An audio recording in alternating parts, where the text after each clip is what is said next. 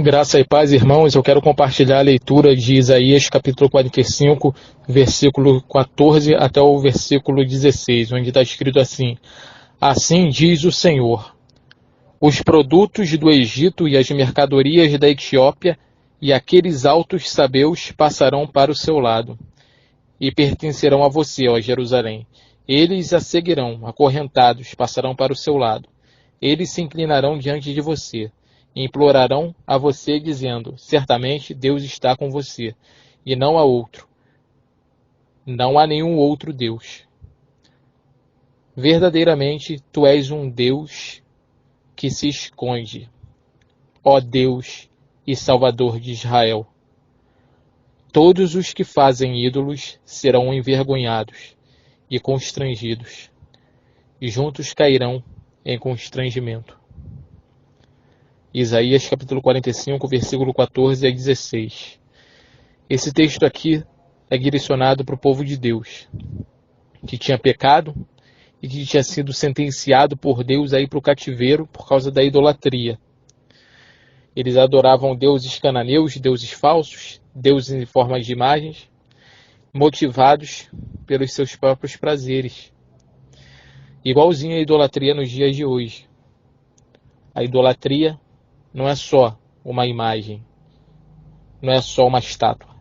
Idolatria é tudo aquilo que a gente busca no intuito de achar felicidade, quando a felicidade verdadeira e plena a gente só consegue achar em Jesus. Só quando cremos em Jesus e somos resgatados para Deus. Porque nós fomos criados por Deus e nós somos dele.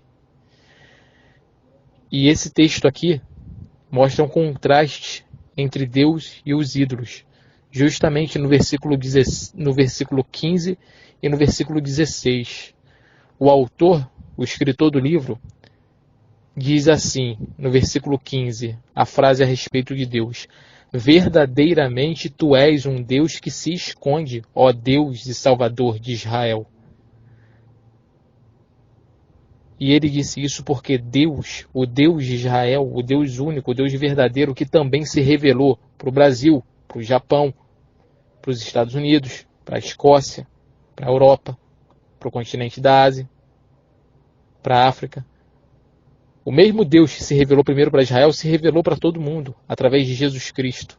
Isso era plano dele. E ele é um Deus que se esconde, por quê? Porque ele não tem uma imagem para representar.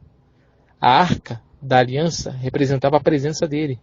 Não era o desenho do formato de Deus. Era só uma arca que guardava as tábuas dos mandamentos e algumas coisas prescritas pela lei que foi dada de Deus para Moisés. Mas a arca se perdeu na história. Então, Deus, ele é o único, é grandioso. Tem uma letra de um hino antigo que diz assim: quem se nos cega o sol ardente, quando visto em seu fulgor, quem contemplará aquele que do sol é criador? Deus não tem como se expressar num desenho, numa estátua, para poder se apresentar para o povo. Porque ele é grandioso, foi ele que criou o mundo todo. E os olhos humanos não conseguem suportar olhar para Deus. Por isso, em misericórdia, ele enviou Jesus para mostrar para o mundo quem ele é. Jesus é a imagem de Deus. Mas não Jesus desenhado por um artista, pintado num quadro, ou suposto por algum estudioso em questões de traços físicos. O Jesus escrito na Bíblia. A palavra de Deus foi preservada até hoje, traduzida para vários idiomas. O Jesus que é testemunhado ali no Evangelho, ele é a imagem de Deus. O Deus invisível, como Paulo mencionou numa cidade. O Deus invisível. O Deus que se esconde. O Deus que, para ser adorado, precisa de uma coisa.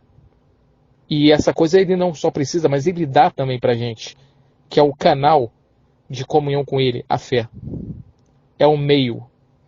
Sois salvos pela graça, mediante a fé. A fé é o meio que Deus agiu. Ele deu a fé e agiu no meio da fé para que a gente cresça nele. Mas o que nos salva é a graça e não a fé. A fé é um dom de Deus, a salvação também. Tudo é de Deus. Resumindo, tudo é para a glória de Deus. E esse Deus tremendo não pode ser expresso, não pode ser apresentado diante de olhos humanos, como os nossos, que não podem suportar a sua glória. Então no versículo 15 fala disso, que ele é um Deus que se esconde. É um Deus que muitas vezes nos nossos momentos difíceis, a gente muitas vezes não vai sentir a presença dele. Porque ele não trabalha com os parâmetros humanos. Ele não se comunica com a gente através dos 5 sentidos, ele só comunica através da fé. Não é os 5 sentidos, não é visão, tato, paladar, audição. Não. É através da fé. Quando a gente lê a Bíblia. E o Espírito Santo faz a gente entender. No versículo 16, fala dos ídolos. Todos os que fazem ídolos serão envergonhados e constrangidos. Juntos cairão em constrangimento. Que Deus nos livre dos ídolos, de tudo aquilo que nos afasta dele, de tudo aquilo que não satisfaz, que não mata a sede, como aquela mulher chegou na beira do poço e tinha tido uma quantidade grande de maridos, 5 ou 6. Como Salomão teve muitas riquezas e muitas mulheres e concubinas, e descobriu que a felicidade está no fato de temer a Deus. Que Deus nos livre de tudo que a nossa ânsia humana busca e nos faz perder tempo. Que a gente busque a Cristo, que a gente busque a Deus, o Deus invisível, com a fé que Ele mesmo dá pra gente.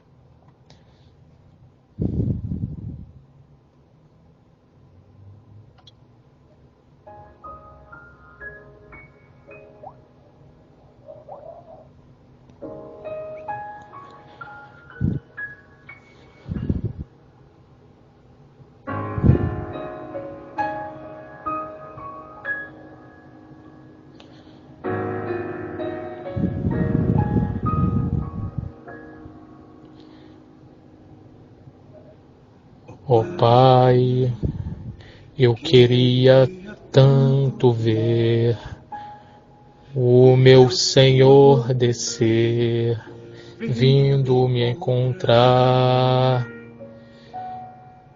Eu posso até imaginar a refulgente glória do Senhor Jesus,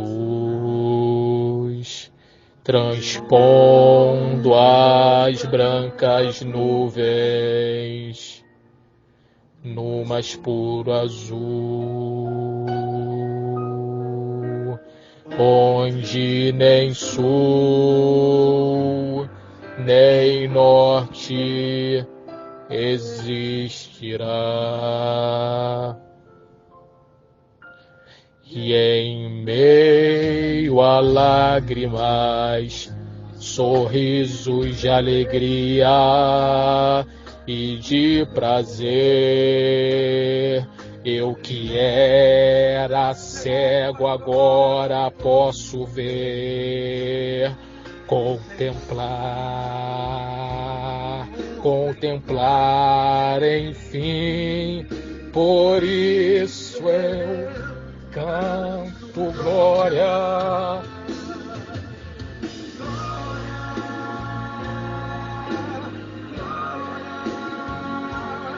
ao autor da minha fé. Glória,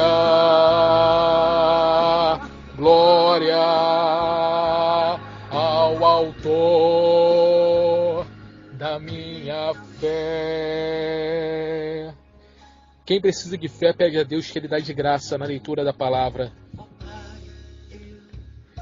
Queria tanto ouvir o som que vai abrir um encontro triunfal. Tá falando de Apocalipse aqui. Rever amigos que um dia em Cristo foram feitos meus irmãos, e agora sim podemos dar as mãos.